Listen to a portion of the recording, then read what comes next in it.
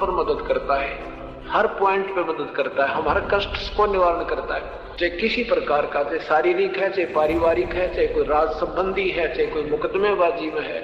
एक समय की बात है, गरीबदास साहब जी कबीर परमात्मा के सीधे शिष्य हुए थे। हलालपुर गांव में उनका एक शिष्य था। गरीबदास साहब जी शरीर छोड़ गए और उनके ऊपर कोई मुकदमा बन गया, 302 का कत्ल का मुकदमा बन गया। पिता पुत्र दोनों अरेस्ट कर लिए, दोनों ने उपदेश ले रखा था। अब सारी गवाही होगी, फैसले की तारीख आ गई, गवाही उनके विरुद्ध होगी और पक्का हो गया कि तुम्हें फांसी की सजा पक्की होगी। उनके वकील ने भी कह दिया, जी अब तो बचे भरोसा है। जिस दिन मजिस्ट्रेट ने अपना फैसला सुनाना था, उस दिन वो पुत्र रोने लग जाता, पिताजी आज गुरुजी होते, आज गरीबदास साहब जी होते तो हमें फांसी नहीं लगती। अब वो पिता बोला, बेटा विश्वास रख अपने भगवान पर, और कोई बात नहीं, जब उनके चरणों में भी फांसी लगनी है तो बेटा लगन दे, उनके चरणों में चलेंगे, कोई बात ना, चिंता ना करे, जो उसकी रजा है उसकी मौज। तो क्या कहते हैं कि वहां मजिस्ट्रेट के दरबार में जब वो पहुंचे, दोनों कटघरे में खड़े कर रखे थे और सामने गरीबदास साहेब परमात्मा उस मजिस्ट्रेट के पीछे जैसे बाहर ऊपर खड़े हैं, तेजों में उसके चक्कर घूम रहा तेज परमात्मा के। एकदम दोनों ने ऐसे दंडोत प्रणाम किया, वहीं उस कटघरे में अपने मुंदे पड़ गए। 2 सेकंड के बाद अंतर ध्यान होंगे। मजिस्ट्रेट ने सोच रहा है तेरे तो डरते प्रणाम करें, माफी मांगे, क्षमा कर दो, और मजिस्ट्रेट लिख रहा है फांसी की सजा आज ही, यानी फांसी तुझे सजाए मौत लिख दी। और कहा रीडर सुना दे इनको। रीडर पढ़कर सुना रहा है कि आपको बरी किया जाता है। मजिस्ट्रेट कहता तेरा दिमाग खराब है क्या, मुझे दे।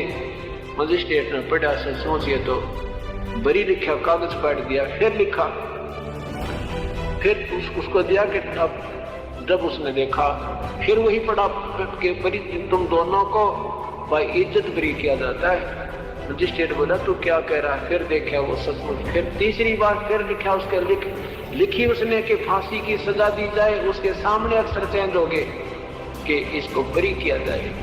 मजिस्ट्रेट ने वही कलम तोड़ दी, भाई जब तुमने भगवान बचा रहा है तो मैं कौन मारने वाला हूँ। फिर उन्होंने पूछा मजिस्ट्रेट ने कि तुम किसकी शरण हो, किस भगवान की भक्ति करते हो। तो उन्होंने कहा कबीर भगवान की भक्ति करते, और हमारे गुरुजी हमारे सामने आपके पीछे आकर खड़े हो गए थे, अब हमें कोई दिक्कत नहीं। तो मजिस्ट्रेट ने उसी समय रिजाइन लिख दिया अपना और जंगलों में चला गया। वे भगवान की तलाश करेंगे, मेरे सामने मैं फांसी दे रहा हूँ, भगवान मेरे सामने अक्षर चेंज करा।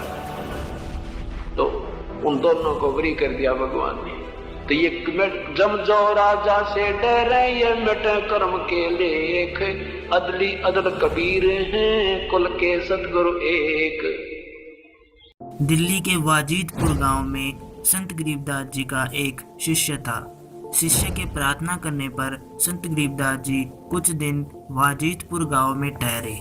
उसी समय टिड्डी दल ने आसपास के क्षेत्र में बाजरे की फसल को नष्ट कर दिया, परंतु संत गरीबदास जी के सेवक की फसल को कोई हानि नहीं पहुंचाई। सभी गांव के लोग संत गरीबदास जी की महिमा से बहुत प्रभावित हुए तथा संत गरीबदास जी महाराज जी से नाम उपदेश लिया। संत गरीबदास जी के आदेश से सेवक ने उस बाजरे को पूरे गांव में बांट दिया और संत गरीबदास जी के बार बार मना करने पर भी कुछ बाजरा बैलगाड़ी में डाल दिया। सेवक ने कहा कुछ दान मेरा भी हो जाएगा। फिर संत गरीबदास जी महाराज सेवक की बैलगाड़ी में बैठकर गांव छुड़ाने को चल पड़े। रास्ते में कड़ौदा गांव के पास बैलगाड़ी पहुंचते ही प्लानिंग के अनुसार स्वार्थी गुरुओं ने संत गरीबदास जी महाराज को घेर लिया, सर्व बाजरा लूट लिया। ये स्वार्थी गुरु संत गरीबदास जी से ईर्ष्या करते थे, क्योंकि संत गरीबदास जी के यथार्थ ज्ञान के कारण धर्म गुरुओं की दुकानें बंद हो रही थी। कहानी पर आते हैं। उसी गाँव के चौधरी छाजूराम चिक्कारा को सूचना कर दी कि वह हिंदू द्रोही पकड़ लिया गया है। चौधरी छज्जूराम जी के आदेश से चौपड़ में संत गरीबदास जी महाराज को बांध दिया गया। चौधरी छज्जूराम जी को सरकार की तरफ से कुछ कानून अधिकार प्राप्त थे। उन धर्म के अज्ञानी गुरुओं ने छाजूराम जी को गुमराह करके संत गरीबदास जी को जेल में बंद करवा दिया। बैलगाड़ी वाला सेवक खाली गाड़ी लेकर वापस अपने गांव चला गया।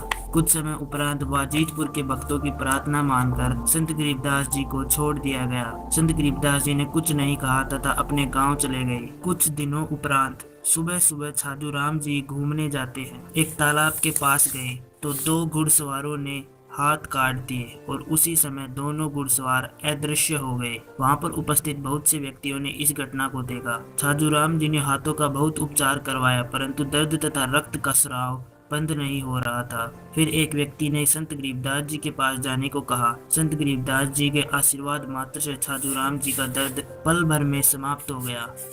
दर्शकों, यह वीडियो संत रामपाल जी महाराज जी के सत्संग प्रवचनों का अंश मात्र है। संपूर्ण ज्ञान प्राप्त करने के लिए सुनिए संत रामपाल जी महाराज के मंगल प्रवचन।